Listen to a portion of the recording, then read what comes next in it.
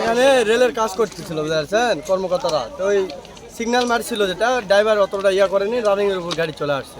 যখন এখানে গাড়ি ক্রসিং হয়ে গেছে তখন মনে করছে গাড়ি একবারে ঘাস কেমন এক সাইড পড়ে গেছে। বা এখানে লাইনে কাজ হচ্ছিল, কাজ হওয়ার সময় মানে লাল যে সিগন্যালটা দেওয়া ছিল যাতে ট্রেন দ্রুত গতিতে না আসে বা সিগন্যালটা দেখার পর থেমে যায়, সেটা ড্রাইভার অমান্য করে মনে করেন গাড়ি নিয়ে আসার কারণে এই দুর্ঘটনাটা ঘটে।